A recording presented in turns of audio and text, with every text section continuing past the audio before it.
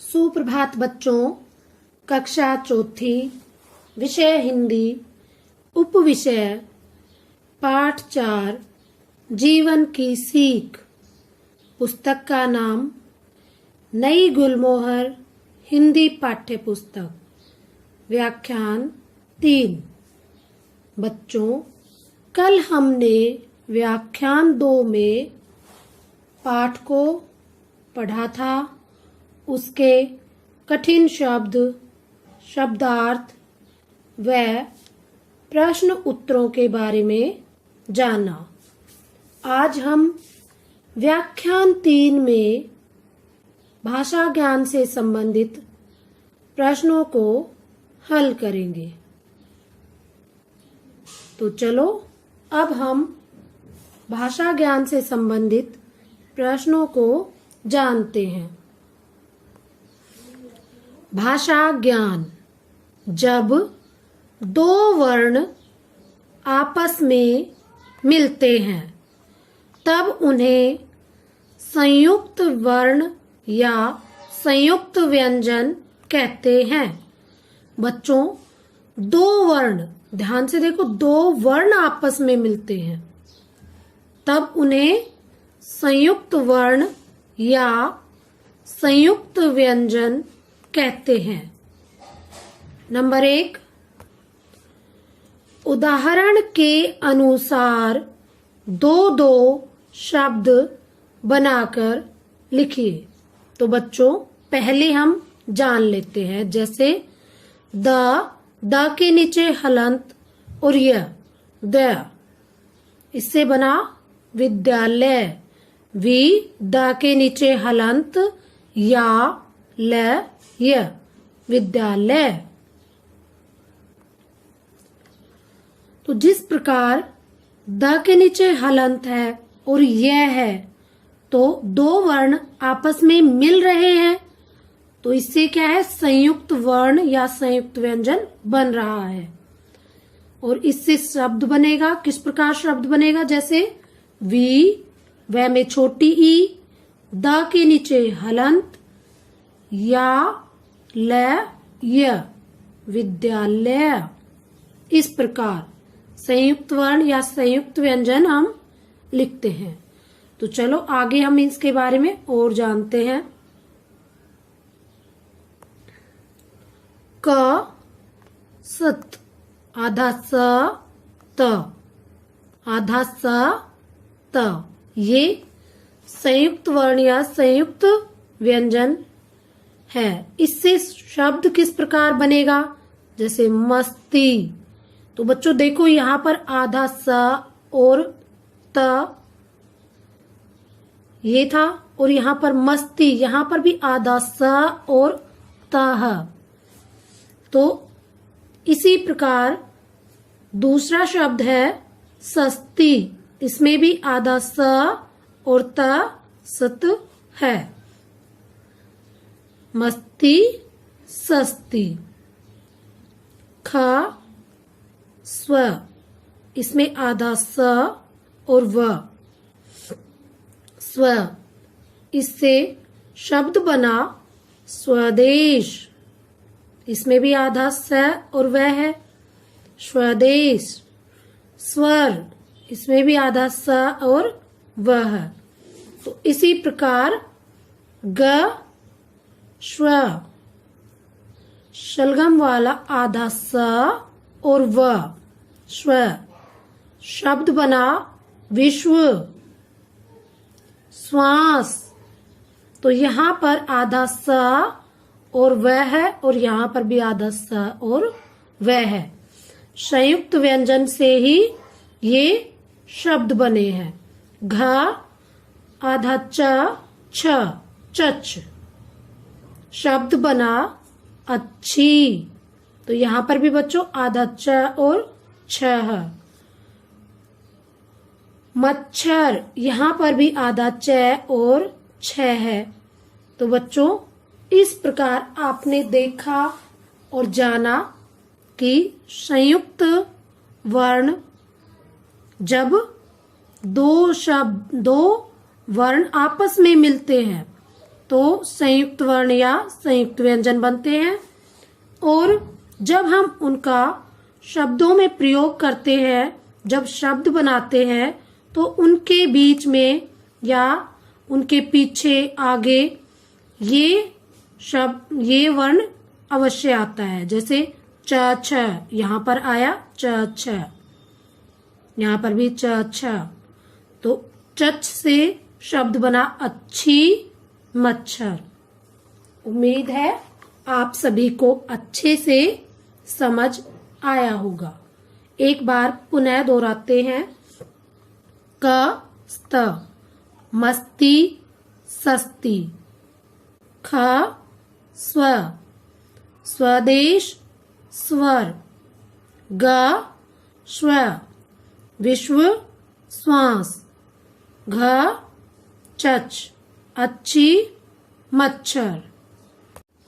Number 2, चाहिए हर मुस्काना सुख में। तो बच्चों ध्यान से देखो, ये शब्द सही है।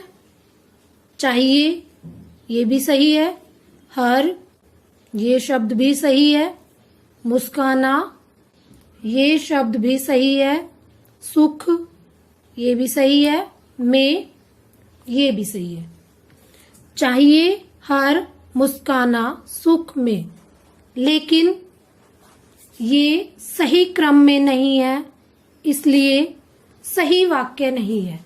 तो बच्चों इन शब्दों को सही क्रम में लिखिए। जब हम इनको सही क्रम में लिखेंगे तो इस प्रकार वाक्य बनेगा, हर सुख में मुस्काना चाहिए। ये वाक्य आपको अच्छे से समझ में आ रहा है। शब्द यही थे लेकिन क्रम सही नहीं था, इसलिए ये वाक्य सही नहीं लग रहा था। चाहिए हर मुस्काना सुख में, सही क्रम में ना होने की वजह से यह वाक्य सही नहीं था। तो बच्चों जिस शब्द समूह से स्पष्ट अर्थ निकलता हो उसे वाक्य कहते हैं।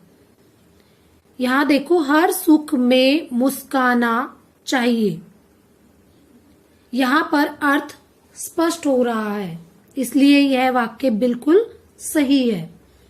तो बच्चों जिस शब्द समूह से स्पष्ट अर्थ निकलता हो, शब्द समूह क्या होता है?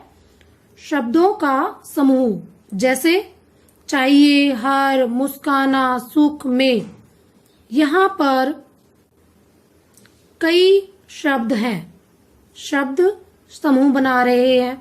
जैसे 1 2 3 4 5 5 शब्द मिलकर समूह बना रहे हैं और सही क्रम में होने पर एक सही वाक्य बन रहा है। जैसे हर सुख में मुस्काना चाहिए।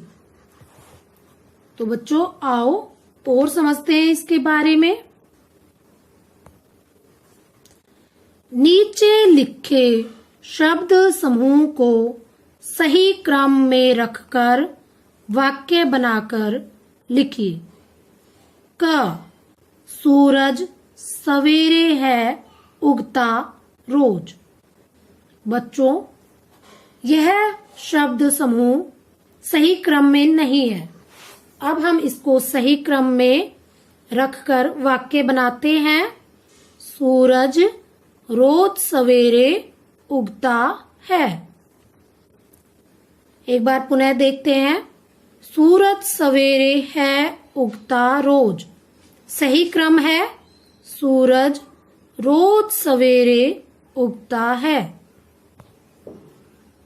ख बहती है कल कल करती हुई नदी। बहती है कल कल करती हुई नदी, इसका सही क्रम होगा नदी कल कल करती हुई बहती है। नदी कल कल करती हुई बहती है। ग रात चांद में है चमकता। रात चांद में है चमकता। इसका सही क्रम है रात में चांद चमकता है। रात में चांद चमकता है। घ हमेशा भलाई चाहिए करनी सबकी। हमेशा भलाई चाहिए करनी सबकी। इसका सही क्रम है हमेशा सबकी भलाई करनी चाहिए। हमेशा सबकी भलाई करनी चाहिए। किसी काम के होने या करने का बोध कराने वाले शब्द क्रिया कहलाते हैं।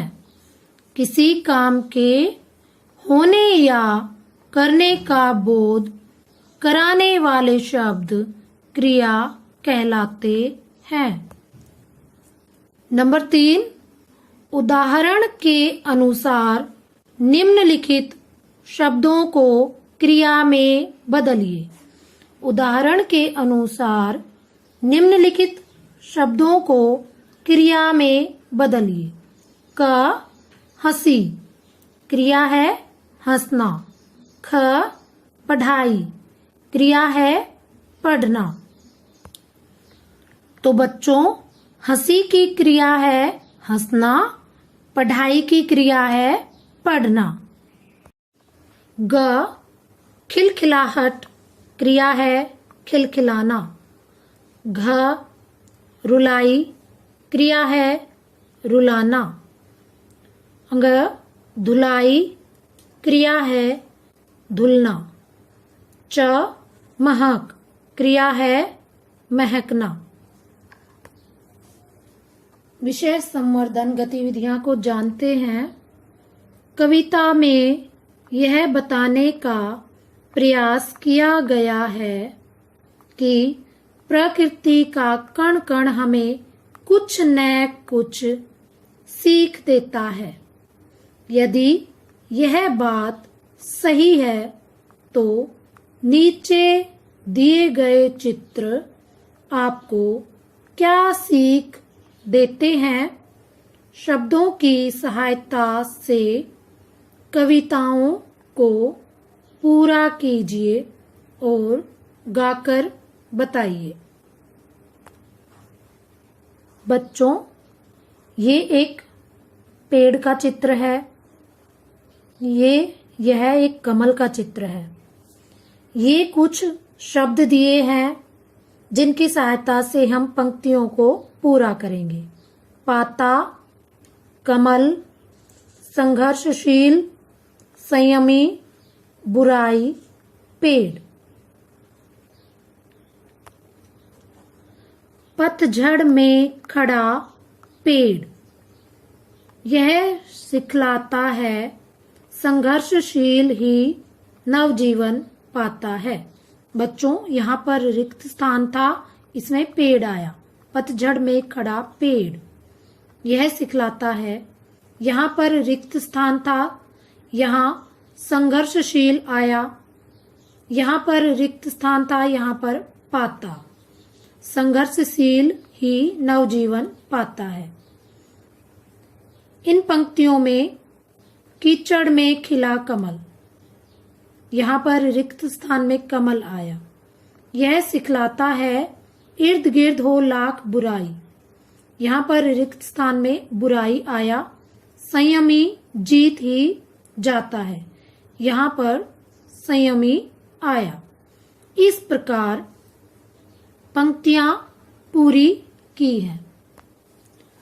एक बार चित्र को देखकर समझो। पेड़, ये पेड़ है, पतझड़ में खड़ा है। पेड़ पतझड़ में खड़ा है। संघर्षशील ही नवजीवन पाता है।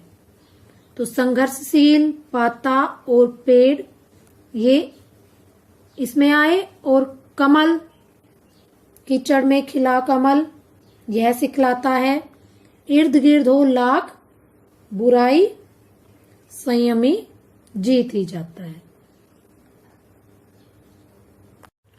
बच्चों, आज आपका व्याख्यान 3 का गृह कार्य है। प्रश्न 1, 2-2 शब्द बनाकर लिखिए। बच्चों, यहाँ पर आपको कुछ संयुक्त वर्ण दिए गए हैं, जिससे आपको 2-2 शब्द बनाकर लिखने हैं। प्रश्न 2, नीचे लिखे शब्द समूह को सही क्रम में रखकर वाक्य बनाकर लिखिए। बच्चों, नीचे आपको कुछ शब्द दिए गए हैं जिनका क्रम सही नहीं है। आपको उन्हें सही क्रम में व्यवस्थित करके लिखना है। क, सूरज सवेरे है उगता रोज। इसे सही क्रम में बनाकर यहाँ पर लिखना है। ख, बहती है कल कल करती हुई नदी। इसी प्रकार इसका क्रम भी आपको सही करना है और वाक्य बनाकर लिखना है। प्रश्न ग, रात चांद में है चमकता। इसको भी आपको सही क्रम में बनाकर वाक्य में प्रयोग करके लिखना है। घ, हमेशा भलाई चाहिए करनी सबकी। इसे भी सही क्रम में व्यवस्थित करके वाक्य बनाकर लिखना है। प्रश्न 3 में निम्नलिखित शब्दों को क्रिया में बदलिए। बच्चों, यहाँ पर आपको कुछ शब्द दिए गए हैं जिनको क्रिया में आपको बदलना है। जैसे क, हंसी। ख, पढ़ाई। ग, खिलखिलाहट। घ, रुलाई। ग, धुलाई। च, महक। एक बार पुनः जानेंगे। प्रश्न 3, निम्नलिखित शब्दों को क्रिया में बदलिए। यहाँ ये शब्द दिए गए हैं जिनको क्रिया में बदलकर आपको लिखना है।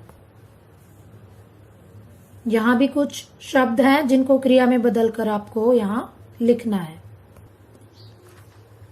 अब हम व्याख्यान 2 में दिए गए गृह कार्य का हल जानेंगे।